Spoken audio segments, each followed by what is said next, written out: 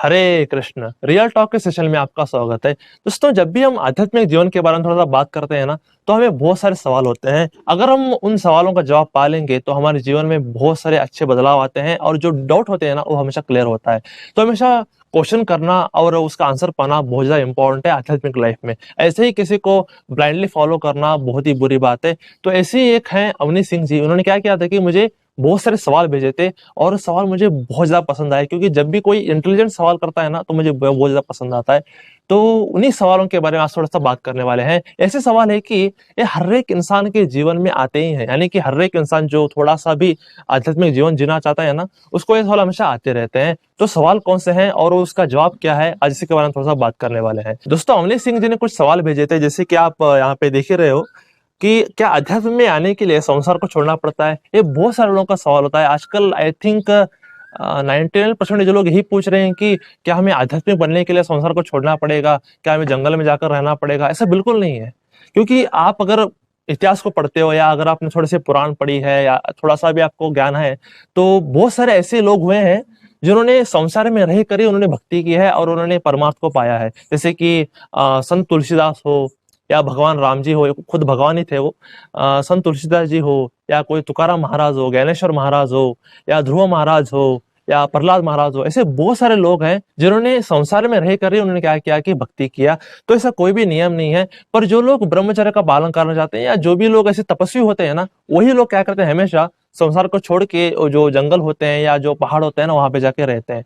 पर ऐसा कोई भी आध्यात्मिकता में ऐसा कोई जो बोलते हैं ना कि ऐसा कोई रूल नहीं है कि आपको आध्यात्मिक में आना पड़ेगा ना तो आपको संसार को छोड़ना पड़ेगा, आपको माँ बाप को छोड़ना पड़ेगा, आपको जो बोलते हैं ना कि इस्कॉन को ज्वाइन करना पड़ेगा। ऐसा बिल्कुल नहीं है। इस्कॉन को ज्वाइन करने के लिए आपको वहां पे जाके रहने की कोई जरूरत नहीं है। आप संसार में रह कर, यानी कि अगर आप शादी करना चाहते हो तो आप शादी करके भी आप क्या कर सकते हो, आप भक्ति कर सकते हो, आप आध्यात्मिकता में उन्नत जा सकते हो। तो ऐसा कोई भी रूल नहीं है। तो यह है पहला सवाल। और दूसरा सवाल ये है कि क्या संसार में रहकर संसार से वैराग्य हो सकता है, अगर हाँ तो कैसे। तो इसका जवाब बहुत ज्यादा मस्त है, क्योंकि जब भी आप सत्य को देखते हो ना, यानी कि अगर आपको संसार में रहकर भी आपको वैराग्य प्राप्त करना है, तो मैं आपको बात कर रहा हूँ, अगर आपको वैराग्य प्राप्त करना है संसार में रहकर भी, तो आपको सत्य को देखना पड़ेगा। जब भी आप ज्ञान प्राप्त करते हो, जब भी आप सत्य को देखते हो ना, तो अपने आप में क्या हो जाएगा कि आप में एक वैराग्य का भाव आ जाएगा।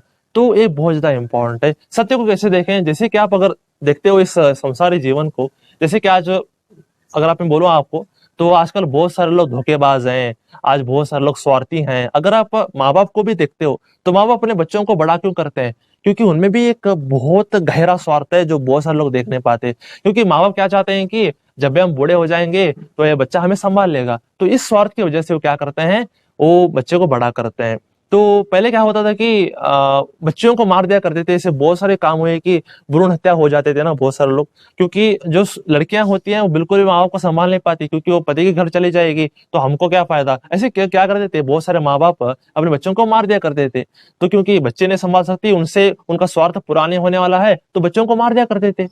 पर आज थोड़ा सा जमाना बदल गया है, तो लोग बच्चों को भी सिखा देते हैं, बच्चों को भी सिखा देते हैं और बाद में वृद्धाश्रम जाकर वही रो रहे होते हैं।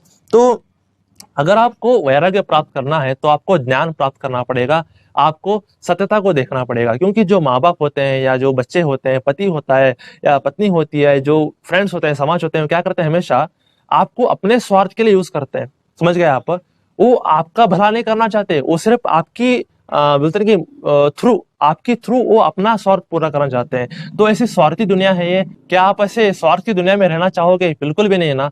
तो संसार के सत्यता को देखो, संसार की सत्यता को देखो, ज्ञान प्राप्त करो। इसी से क्या होगा कि वैराग्य प्राप्त होगा और आप अपना जो कल्याण है ना वो कर पाएंगे। और तीसरा सवाल ये है कि क्या हम दिन भर में कैसे भी और किसी भी स्थिति में मंत्र जाप कर सकते हैं। हाँ, ये बिल्कुल सत्य है कि आप पूरे दिन में कभी भी और कहीं भी आप मंत्र जाप कर सकते हो। पर आपको थोड़ा सा ध्यान रखना है कि आपको कभी भी जो मलमूत्र त्यागते हैं ना, उस स्थान में आपको कभी भी मंत्र जाप नहीं करना है। तो अगर आप ऐसा कर पाते हो तो आप मंत्र जाप कहीं भी कर सकते हो। बोलते हैं ना कि मंत्र जाप करने के लिए आपको आसन लगाना पड़ेगा, ऐसा पर ऐसा कोई भी रूल नहीं है। पर जो बेस्ट स्थान होता है ना मंत्र जाप करने का, वो होता है कि आप तुलसी के सामने बैठकर मंत्र जाप करो। This is the best place. Even शास्त्रों में भी इसका उल्लेख हो गया है। अगर आप मंत्र जाप करना चाहते हो तो आपको तुलसी के सामने एक आसन लगा करके करना चाहिए। पर अगर आप ऐसे ही अगर आप समझो कि कोई साफ सफाई काम कर रहे हो या अगर आप वॉकिंग कर रहे हो या आप कुछ भी काम कर रहे हो ना, तब भी आप मंत्र जाप कर सकते हो, क्योंकि मंत्र जाप करना बहुत ज्यादा इंपॉर्टेंट है। आप किसी भी स्थिति में करें, ये बिल्कुल राइट है। पर अगर आप साधना ही करना चाहते हो उसकी, तो आपको एक आसन लगा करके आपको क्या करना चाहिए कि एकदम सीधा ऐसे बैठ करके आपको मंत्र जाप करना चाहिए। मंत्र जाप करने के लिए आपको हर बार माला की कोई जरूरत नहीं है, क्योंकि जब भी आप माला पे करते हो ना, तो थोड़ा सा सिरदर्द होता है। मैं अपने अनुभव से आपको बता रहा हूँ। तो अगर आप माला पे नहीं कर सकते, तो बहुत ही अच्छी बात है, आप माला पे मत करिए। ऐसे आप आराम से ऐसे अगर आप, मैं आपको दिखाता हूँ, आराम से आप ऐसे बैठ सकते हो नीचे। मैं कुर्सी पर बैठ रहा हूँ क्योंकि यहाँ पे कुर्सी है। तो आप ऐसे आराम से बैठ करके ऐसे सीधा रह करके आप ऐसे या ऐसे करके ओम नमो भगवते वासुदेवाय, या जो भी आपका मंत्र है आप बोल सकते हो। ये बिल्कुल आसान सी चीज है। तो आप कहीं पर भी बेड के ऊपर में बैठ कर भी कर सकते हो, या आप काम करते हुए भी कर सकते हो। आप कहीं पर भी आप क्या कर सकते हो, मंत्र जाप कर सकते हो। मंत्र जाप करना ही बहुत ज्यादा इंपॉर्टेंट है। अगर आप साधना ही करना चाहते हो, तो आप आराम से आसन लगा करके ऐसे बैठ करके करिए, ये बेस्ट काम है। और उन्होंने चौथा क्वेश्चन ये पूछा है कि हम अपने गुरु को कैसे ढूंढें, और क्या हम बिना गुरु के मंत्र जाप कर सकते हैं। तो आप बिल्कुल कर सकते हैं, आप गुरु के बिना भी मंत्र जाप कर सकते हैं। पर आज के इस कलयुग में एक प्रॉब्लम ये है कि जो प्रामाणिक गुरु होते हैं ना, वो मिलते नहीं है। मैं आपको सच बात कर रहा हूँ, क्योंकि जो कलयुग होता है ना, वो पाखंड का युग है, और लोग हमेशा पाखंड में ही जिएंगे। और जो आध्यात्मिकता में, वो सच में आध्यात्मिक इंसान नहीं होते, पर वो नाम के आध्यात्मिक होते हैं, तो वही गुरु बन के बैठे होते हैं। तो असली गुरु मिलना बहुत ज्यादा मुश्किल है। इसलिए मैं यही कहता हूँ कि कोई गुरु तो है ही नहीं। अब बहुत सारे लोग हैं, सदगुरु जी हैं, अमोघल्ला प्रभु जी हैं, पर वो कितने दूर हैं, बहुत ज्यादा दूर है। यानी कि मैं कर्नाटक में रहता हूँ, तो मेरे से तो बहुत ज्यादा दूर है। अगर आपके पास नजदीक है तो आप जा सकते हो यार, आप उनसे गुरु आप बना सकते हो, पर मुझसे तो बहुत ज्यादा दूर है। मैं कर्नाटक के बालकोट जिले में रहता हूँ, तो मेरे से बहुत ज्यादा दूर है। अगर आपके पास हो तो आप कर सकते हो।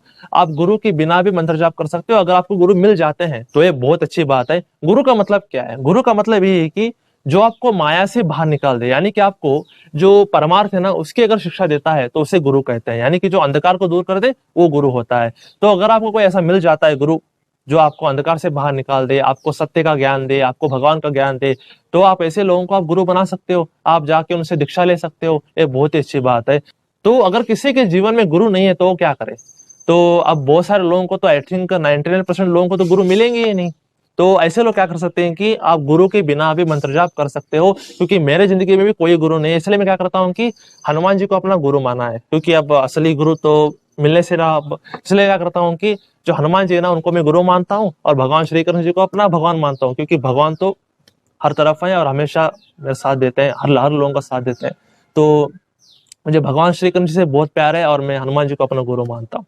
तो आप गुरु के बिना भी मंत्र जाप कर सकते हो। कुछ नहीं, मैं जैसे कि कहा कि आपको आसन लगाना है, या आप अगर आपके पास तुलसी का पौधा है तो तुलसी का पौधा सामने रखिए, या उसके सामने जाकर बैठ जाइए और मंत्र जाप करिए। यार बहुत ही अच्छी बात है। और पांचवा सवाल उन्होंने पूछा है कि कौन सा योग मेरे लिए कैसे जाने, भक्ति योग, ज्ञान योग या कर्म योग। ऐसे मेरे लिए कौन सा सही है ऐसा कुछ नहीं होता। मैं आपको बता रहा हूँ कि मेरे लिए कौन सा सही है ऐसा कुछ नहीं होता। क्योंकि जो योग होता है ना, जैसे कि 3 योग है, पहला है ज्ञान योग, बाद में है कर्म योग, बाद में है भक्ति योग। कुछ लोग अष्टांग योग भी अंदर जोड़ लेते हैं, पर ऐसा नहीं है। सिर्फ 3 ही योग होते हैं, ज्ञान योग, कर्म योग और जो भक्ति योग। पहले जान लेते हैं कि ज्ञान योग क्या है। ज्ञान योग का मतलब ये है कि आप परमात्मा के बारे में जो ज्ञान प्राप्त करते हो ना, उसी को ज्ञान योग कहते हैं। अगर आपका रुझान ज्ञान की ओर है, यानी कि आप अपने अंदर देखिए कि आपको कैसा लगता है। आप अगर आपको इस संसार थोड़ा सा वैराग्य है, अरे यार ये मानव जीवन क्या है, ये सृष्टि क्या है, हमारा मूल उद्देश्य क्या है, ऐसे अगर आपके क्वेश्चंस हैं, तो आप समझ सकते हो कि आप ज्ञान की तरफ हो, यानी कि आपको ज्ञान लेना चाहिए। अगर आपको परमार्थ का ज्ञान अगर आपके पास है, अगर आप ऐसा लेना चाहते हो, तो उसको कहते हैं ज्ञान योग। और जो दूसरा होता है ना कर्म योग, उसका मतलब ये है कि ज्ञान योग का वास्तविक मतलब है अपने कर्म फल को त्यागना। जैसे कि आप कुछ पैसे कमाते हो, या आप जो भी आप काम करते हो ना, अगर आप उसका फल भगवान को दे रहे हो, यानी कि मैं आपको एग्जांपल देता हूँ। अगर आप महीने को 30,000 रुपए कमा रहे हो, अगर आप कुछ भी थोड़ा सा पैसा अगर आप भगवान के लिए दे रहे हो, यानी कि अगर आप कोई भी अच्छी संस्था को दान दे रहे हो, तो आप अपने फल को वहां पे दे रहे हो। और अगर आप पूजा पाठ करते हो, अगर आप नाम जाप करते हो, तो वो भी कर्मयोग में आता है। यानी कि अगर आप इंद्रियों को लगाते हो तो कर्मयोग में आता है। तो कर्मयोग का मतलब ये है कि फल को अगर आप भगवान को देते हो तो आप कर्मयोगी हो। और तीसरा है कि भक्ति योग, यानी कि आपको भगवान का पूरा ज्ञान आपको प्राप्त हो गया, तो आपको भगवान के प्रति क्या होगा कि एक भाव आ गया, एक बोलते हैं कि एक प्रेम आ गया। तो ऐसे अगर आपके अंदर भाव है तो आप भक्ति योग हो। यानी कि जो भक्ति योग है ना, वही क्या है फाइनल है।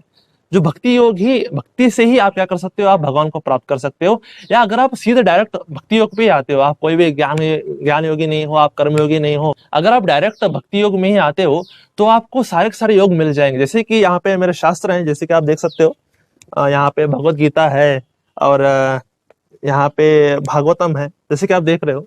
जब भी आप शास्त्र पढ़ते हो ना तो आपको क्या मिलता है, आपको ज्ञान मिलता है। यानी कि भक्ति में भी क्या है, ज्ञान है। जब भी आप भक्ति में आते हो तो ज्ञान ऑटोमेटिकली आपके पीछे आ जाता है। जब भी आप शास्त्र पढ़ोगे तो आपको क्या मिलेगा, आपको ज्ञान मिलेगा और जीवन का अर्थ भी मिल जाएगा, जीवन कल्याण भी हो जाएगा और आपको भक्ति भी मिल जाएगी। तो शास्त्र पढ़ने से ज्ञान भी हो जाता है, कर्म भी हो जाता है और भक्ति भी हो जाती है। तो जब भी आप भक्ति में आते हो तब आप सारे के सारे योग जीते हो, समझ गए आप। तो शास्त्र पढ़ने से ज्ञान मिलता है। अगर आप कर्मयोग भी अगर आप जाना चाहते हो तो जैसे कि मैंने कहा कि अगर आप रोज पूजा भी करते हो और मंदिर जाते हो, नाम जाप करते हो, तो ये क्या हो जाएगा कि कर्मयोग हो जाएगा। और क्या कर रहे हो कि आप कोई भी उस पे फल का आशा नहीं रख रहे, तो इससे एक हम कर्मयोग भी हो गया। और भक्ति योग में भक्ति भी है और आपके अंदर थोड़ा सा भाव भी है, तो उसको क्या कहते हैं, उसको भक्ति कहते हैं। यानी कि भक्ति योग क्या है, एक रिवर के समान है। उसमें कर्मयोग भी है, ज्ञान योग भी है, अष्टांग योग भी है। जैसे कि आप ऐसे बैठ के मंत्र जाप करते हो ना, इसमें अष्टांग योग आ गया। तो भक्ति योग में सारे के सारे योग हैं। तो आप क्या करिए, आप भक्ति से ही शुरुआत कीजिए, क्योंकि भक्ति में सब कुछ है, सारे के सारे योग इसमें जिए जा सकते हैं। मैं ऐसा क्यों कह रहा हूँ, क्योंकि मैं अपना जीवन पूरा पूरा मैंने साधना में ही बिताया है। मैंने कभी भी ऐसे लड़कीबाजी करना या ऐसे हमेशा थिएटर में घूमते रहना, गंदे दोस्तों के साथ रहना, ऐसा मैंने कभी नहीं किया है। जो मेरी जिंदगी है ना, वो हमेशा साधना में बीती हुई है। भगवान श्री कृष्ण जी की कृपा आशीर्वाद है मेरे ऊपर। इस कारण मैंने क्या किया है कि मैंने ब्रह्मचर्य पालन किया है, मैंने ज्ञान योग को भी जिया है, मैंने कर्म योग को भी जिया है, मैंने अष्टांग योग भी मैंने किया है और भक्ति योग फाइनली। तो मैं सारे के सारे योग के बारे में जानता हूँ, इसलिए आपको कह रहा हूँ कि जब भी आप भक्ति में आते हो तो आपको सारे के सारे योग जीने के लिए मिलते हैं। इसलिए आप क्या कीजिए, आप भक्ति से ही शुरुआत कीजिए। भक्ति योगी सब लोगों के लिए ठीक है। और खुद भगवान श्री कृष्ण जी में गीता में क्या कहा है कि सिर्फ भक्ति से ही मुझे जाना जा सकता है, तो हमें भक्ति ही करनी चाहिए। और इनका छठा सवाल ये था कि मुझे भगवान के दर्शन करने हैं, दुनिया के परे जो चीजें हैं उनके बारे में जानना है, क्या केवल नाम या मंत्र जाप से ये सब होना संभव है? हाँ, ये बिल्कुल संभव है। आप नाम जाप से आप क्या कर सकते हो, आप भगवान के दर्शन कर सकते हो, आप दुनिया के परे जो चीजें हैं उनको भी जान सकते हो। ये सब नाम जाप से संभव है, क्योंकि जो इतिहास है ना, उसमें बहुत सारे ऐसे लोग हुए हैं जो सिर्फ नाम जाप करते थे और उन्होंने बहुत सारी चीजें प्राप्त कर ली। जैसे कि संत तुकाराम है, संत ज्ञानेश्वर है, तुलसीदास जी हैं, या रामकृष्ण परमहंस जी हैं, या हनुमान जी हैं। ऐसे बहुत सारे लोग हुए हैं, वो सिर्फ क्या करते थे, हमेशा राम नाम का जाप क्या करते थे, या वो माँ दुर्गा के भक्त थे, काली के भक्त थे, या विठल जी के भक्त थे। तो वो भगवान के भक्ति थे, तो हमेशा क्या करते थे, हमेशा नाम जाप क्या करते थे। तो ये सारे लोग क्या करते थे कि नाम जाप करते करते ही उन्होंने क्या किया, अष्ट सिद्धियां प्राप्त कर ली। अष्ट सिद्धियों का मतलब क्या है कि जो दुनिया के परे चीजें हैं उन्होंने वो भी प्राप्त किया। और आखिर में जैसे कि आप जानते हो कि उनको लेने के लिए खुद भगवान आए, समझ गए आप। रामकृष्ण परमहंस जी को लेने के लिए माँ काली आई, और जो ज्ञानेश्वर महाराज है या संत तुकाराम जी हैं, ये सब लोगों को लेने के लिए खुद भगवान विष्णु जी आए। और जैसे कि आप हनुमान जी के बारे में जानते ही, वो तो भगवान ही है, तो उन्होंने राम जी के दर्शन कर लिए। और हमारे लिए वो क्या है, आज कलयुग में आज भी हमारी हेल्प के लिए है। तो मंत्र जाप से क्या हो सकता है कि मंत्र जाप से आप दुनिया के परे चीजों को भी देख सकते हो और आप भक्ति भी करते करते आप भगवान को भी प्राप्त कर सकते हो। तो ये नाम जाप से संभव है। तो यही कुछ सवाल है उन्होंने पूछा था मुझे, तो मुझे बहुत ज्यादा अच्छे लगे, क्योंकि जो इंटेलेक्चुअल क्वेश्चन होते हैं ना, मुझे बहुत ज्यादा पसंद है। और मैं अमलेश सिंह जी, मैं आपको धन्यवाद करना चाहूंगा कि ऐसे बहुत कम ही लोग होते हैं जो मुझसे इंटेलिजेंट सवाल पूछते हैं। तो आपने पूछा, मुझे बहुत ही अच्छा लगा। और आपकी वजह से बहुत सारे लोगों को भी ज्ञान मिल गया कि ऐसे बहुत सारे क्वेश्चन बहुत सारे लोगों के अंदर आते रहते हैं। आपकी वजह से उनको भी क्या मिल गया, आंसर मिल गया। मैं आपको बहुत ज्यादा धन्यवाद देना चाहूंगा। तो ऐसे आप क्या कर सकते हैं, अगर आपके कुछ सवाल हैं तो आप मुझे पूछ सकते हैं और हम क्या करेंगे कि आपको जवाब जरूर देंगे। तो आज के लिए बस इतना ही। हरे कृष्ण।